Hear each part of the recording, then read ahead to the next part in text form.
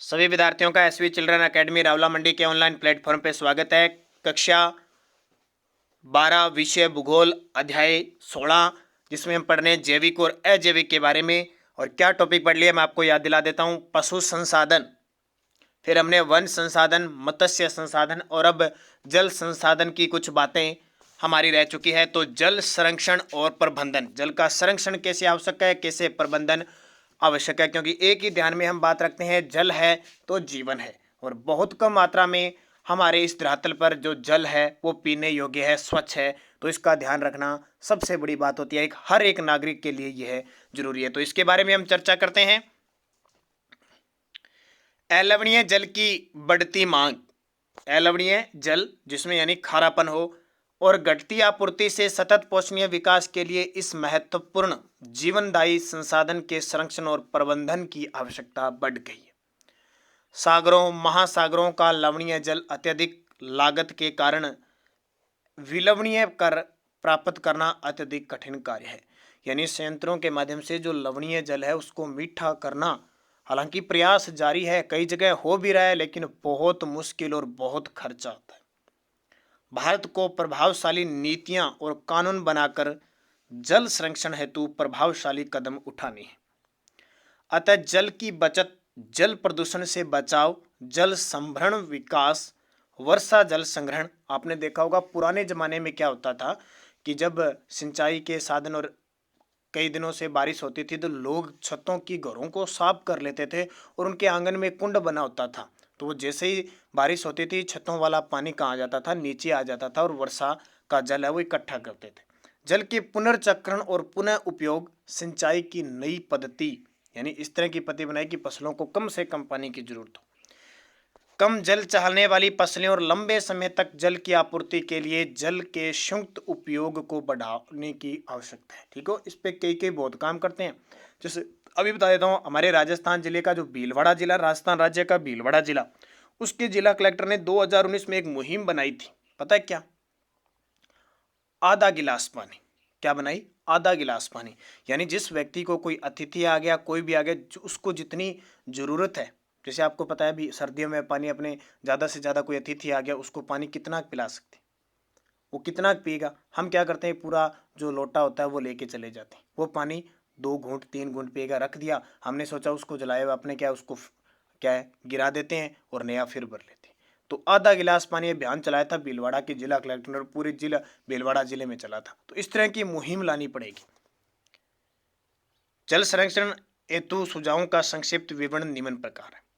जल प्रदूषण का निवारण, सबसे बड़ी बात है कि जल को प्रदूषित होने से रोका जाए। पृथ्वी पर उपलब्ध जल संसाधन की गुणवत्ता निरंतर तीव्र गति से घट रही है। कृषि कार्यों में जैविक कीटनाशकों और उर्वरकों का अधिक उपयोग, खेतों में उर्वरक का प्रयोग करते हैं, कीटनाशक मारने के लिए दवाइयों का प्रयोग होता है, जल उससे प्रदूषित होता है। रासायनिक कीटनाशकों और उर्वरकों का कम उपयोग, प्रदूषित जल का शोधन कर जल स्रोतों में निकासी यानी शुद्ध करके, जैसे फिल्टर क्या आता है ना, अपने वाटर वर्क्स बने हुए वहाँ से जल आता है पाइपों के माध्यम से, तो वहाँ कभी जाना, अपने अपने इलाके के वाटर वर्क्स है उस क्षेत्र में जाना, आपको वहाँ पे बहुत सारे संयंत्र लगे हुए मिलेंगे अलग अलग। सीधा बढ़िया डिग्गी आती है ना, सीधा नहीं आता जल, आप देखा वो गोल सी डिग्गी होती है, फिर एक कमरे के अंदर सिस्टम मशीनें लगी होती है, उससे वो पानी फिल्टर होकर फिर आपके पास आता है। कभी देखना, जाना जरूर आपके गाँव में जहाँ भी वाटर वर्क्स है, उनसे सारी प्रक्रिया पूछना। ठीक है। उद्योगों के प्रदूषित जल का उप उत्पादकों में उपयोग, उन्नत व परिष्कृत तकनीक आदि का उपयोग कर जल प्रदूषकों में बहुत प्रभावशाली ढंग से कमी लाई जा सके, कोशिश हमारी तरफ से पूरी होनी चाहिए। 2 नंबर है जल का पुनर्चक्रण और पुनः उपयोग। इस तकनीक द्वारा अलवणीय जल की उपलब्धता और गुणवत्ता को सुधारा जा सकता है।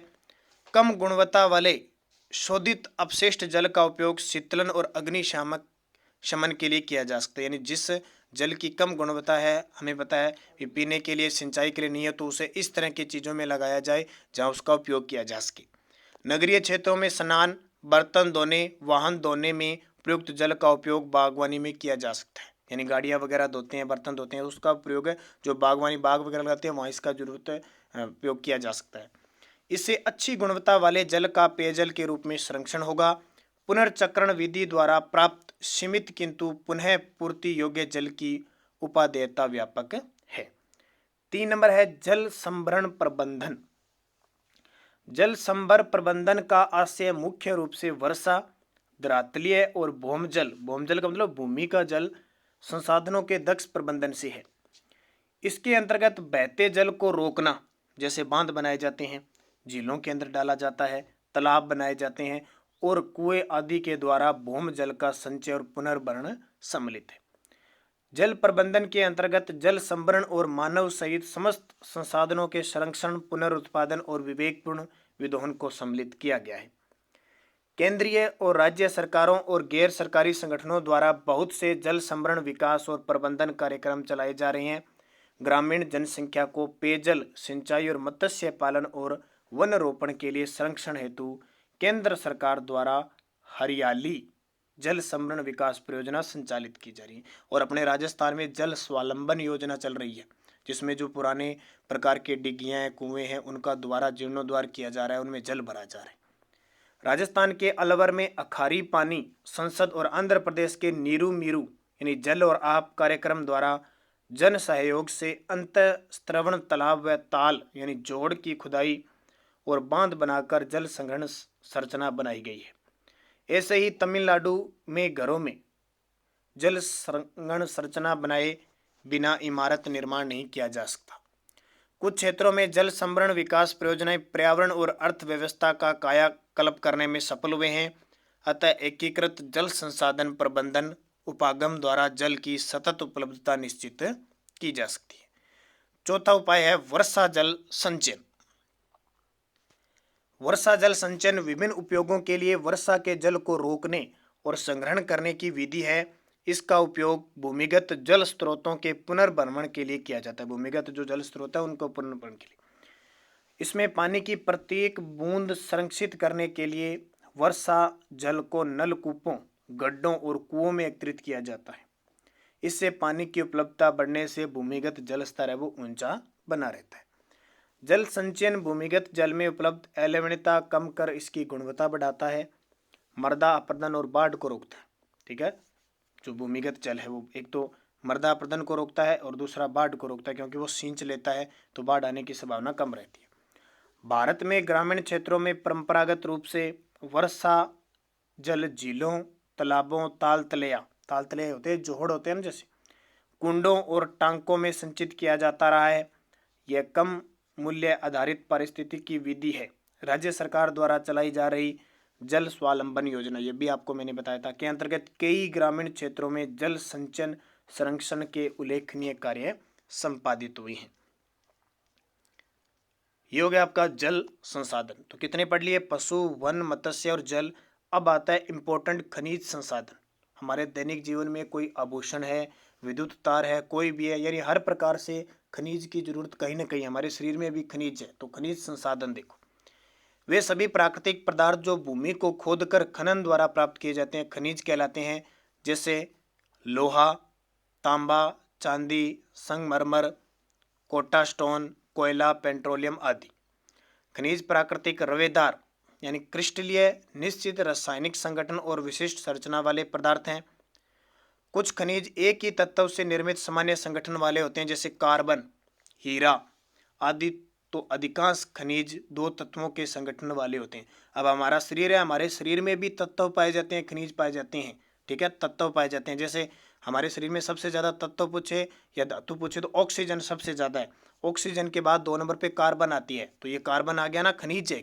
तो हमारा शरीर भी इन खनिजों के भंडारों से बना है, क्योंकि कोई भी वस्तु अपने ग्रहण करते हैं खाने में या कहीं भी, तो हमें ऑक्सीजन मिलती है। जैसे हवा के माध्यम से कार्बन हमें किसी की वस्तु खाने में मिलती है। हीरा आदि तो अधिकांश खनिज दो तत्वों के संगठन वाले होते हैं। जैसे सल्फर, लोहा खनिजों की विशेषता होती है। रंग, आभा, इनका घनत्व, क्रिस्टलीय यानी किस प्रकार के होते हैं ये, कठोरता, पारदर्शिता, संरचना, भार, रासायनिक संगठन आदि। खनिज पदार्थ संसार के सर्वाधिक मूल्यवान और प्राकृतिक संसाधनों में महत्वपूर्ण निःशुल्क उपहार है। देखो निःशुल्क मिलते हैं जमीन के अंदर उपहार में। धात्विक खनिजों से मशीनों का निर्माण होता है। अब जितनी लोहे की मशीनें हैं तो लोहे से प्राप्त होती है। धात्विक और अधात्विक खनिजों से आवासों का निर्माण होता है। कोई भी आप ले लो, अधात्विक जैसे आप घर पे ईंटें वगैरह लगाते हो, संगमरमर, अबरक लगाते हो, संगमरमर जिसको अपने कहते हो ना, आप ये टाइलें वगैरह लाते हो, तो ये संगमरमर की होती है। खनिज ईंधन से मशीनों को चलाने के लिए शक्ति प्राप्त होती है, अतः किसी देश की सामाजिक, आर्थिक, औद्योगिक, वैज्ञानिक प्रगति के मुख्य आधार स्तंभ ही खनिज है। भारतीयों को प्राचीन काल से ही खनिजों का ज्ञान था। ताम्र युग, ताम्र युग का मतलब जब तांबा चलता था। कांस्य युग, जब कांसा चलता था। ठीक है, सोना, चांदी, तांबा, कांस्य, टिन, पत्थर, पाषाण युग, ये अलग अलग युग आए थे। आपने कभी इतिहास में पढ़ा है, पाषाण युग, ताम्र युग, कांस्य युग, ये युग आए थे। नहीं, उस समय लोग उन्हीं का प्रयोग करते थे। जैसे आज आप किसका प्रयोग करते हो? लोहे का, और लोहे के साथ इस्पात का प्रयोग करते हो। तो आज का युग कौन सा है? लोहा इस्पात युग। कौन सा है? लोहा इस्पात युग। पूछ लिया आपसे। भारत की आज़ादी में 1947 तक 22 प्रकार के खनिजों का खनन किया जाता। यानी जब भारत आज़ाद हुआ 15 अगस्त 1947, उस तक भारत 22 ही प्रकार के खनिजों का खनन करता था। आज इनकी संख्या बढ़कर 125 हो गई है। इसमें 35 खनिज आर्थिक दृष्टि से बहुत महत्वपूर्ण है। अभी तक मानव को लगभग 1600 प्रकार के खनिजों का ज्ञान है। खनिजों की आत्मनिर्भरता में संयुक्त राज्य अमेरिका प्रथम, भारत द्वितीय और रूस तृतीय स्थान पर है। भारत में खनिजों का वितरण। भारत में खनिज प्रमुखतः 6 मेखलाओं में पाए जाते हैं। मेखला का मतलब पेटियां होती है। ठीक है, ऐसे नहीं भी एक विशेष क्षेत्र में, जैसे झारखंड, छत्तीसगढ़, इनका पूरा इलाका आ जाता है। ठीक है, ऐसे तो भारत में 6 मेखलाओं में पाए जाते हैं। पहला मेखला झारखंड, उड़ीसा, पश्चिम बंगाल मेखला। ये पूरी ये पट्टी है जहाँ पे निकलता है। ये एक फिक्स नहीं कि अकेला झारखंड में या उड़ीसा में, ये पूरी पट्टी के अंदर भूमि क्षेत्र में निकलता है। यह मेखला भारत के उत्तरी पूर्वी पठारी प्रदेश में छोटा नागपुर, उड़ीसा का पठार, पश्चिम बंगाल और छत्तीसगढ़ के कुछ भाग में विस्तृत है। अब ये मैं बोल रहा हूँ, आपको नक्शे में पता होना चाहिए छत्तीसगढ़ कहाँ पे है, पश्चिम बंगाल कहाँ पे है, उड़ीसा कहाँ पे। पूरा नक्शा 28 के 28 राज्य और 8 के 8 केंद्र शासित प्रदेश भरने आने चाहिए, ये ध्यान रखना है। फिर ये भूगोल समझ में आती है। और पहले पहले जब मैंने शुरुआत की थी तो ये सारी चीज़ें मैंने आपको बताई थी। यहाँ लोहा, अयस्क, कोयला। अयस्क का मतलब क्या होता है? जब कोई चीज़ साथ में निकलती हो, जैसे लोहा के साथ कुछ कंकड़ पत्थर और भी निकले, वो शुद्ध रूप से नहीं निकलता, इसको ये अयस्क के रूप में निकलता है। फिर इसको उद्योगों में ले जाया जाता है और फिर परिष्कृत करके अयस्क जो यानी अशुद्धियाँ होती है वो दूर की जाती है और शुद्ध निकाला जाता है। ठीक है, तो जब खानों से निकलते हैं तो वो अशुद्ध रूप से निकलते हैं, उनको अयस्क कहते हैं। कोयला, मैग्नीज, अब्रक, तांबा, इल्मेनाइट, बॉक्साइट, क्रोमाइट, फॉस्फेट व चूना पत्थर आदि के विशाल भंडार है इस मेखला में। कौन से में? झारखंड, उड़ीसा, पश्चिम बंगाल। और भारत का सबसे ज़्यादा खनिज यही होता है, ध्यान रखना। 2 नंबर है मध्य प्रदेश, छत्तीसगढ़, आंध्र प्रदेश, महाराष्ट्र मेखला। इस मेखला में लोहा, अयस्क, मैग्नीज, बॉक्साइट, चूना पत्थर, अब्रक, तांबा, ग्रेनाइट और हीरे के विशाल भंडार है। 3 पे आता है कर्नाटक, तमिलनाडु मेखला। इस मेखला में सोना, लोहा, अयस्क, मैग्नीज, तांबा, बॉक्साइट, लिग्नाइट, कोयला, चूना पत्थर, जिप्सम, क्रोमाइट आदि के विशाल भंडार है। राजस्थान, गुजरात मेखला। हमारे राजस्थान और गुजरात आपको पता है राजस्थान के जस्ट नीचे है। इस मेखला में चांदी, पूरे भारत में सबसे ज़्यादा चांदी, सीसा, जस्ता, अब्रक, ये सबसे ज़्यादा राजस्थान में होते हैं। मैग्नीज, तांबा, तांबा के नाम खेतड़ी, झुंझुनू नाम सुना आपने, वो राजस्थान में। लिग्नाइट बीकानेर के बहुत प्रसिद्ध है। कोयला, लिग्नाइट कोयला होता है, वैसे कोयला 4 प्रकार का होता है, आगे हम पढ़ेंगे इनके बारे में। पन्ना, संगमरमर, जिप्सम, एस्बेस्टोस, नमक, मुल्तानी मिट्टी, यूरेनियम, बेरिलियम, पेट्रोलियम, प्राकृतिक गैस के भंडार है। ठीक है, आगे इनकी चर्चा होगी। राजस्थान के संदर्भ में खनिज संसाधन स्पेशल पढ़ेंगे। केरल मेखला। इस मेखला में मोनोजाइट, जिरकन, इल्मेनाइट, गार्नेट, चिकनी मिट्टी आदि खनिज पाए जाते हैं। और हिमालय मेखला, हिमालय पर्वत की। इस मेखला में तांबा, सीसा, जस्ता, निकिल, सुरमा, कोबाल्ट, टंगस्टन, सोना, चांदी, क्रोमाइट और बेरिलियम आदि खनिज पाए जाने की पर्याप्त संभावना है। तो ये आपका क्लियर हो गया। अब अपने आगे पढ़ेंगे खनिजों का वर्गीकरण।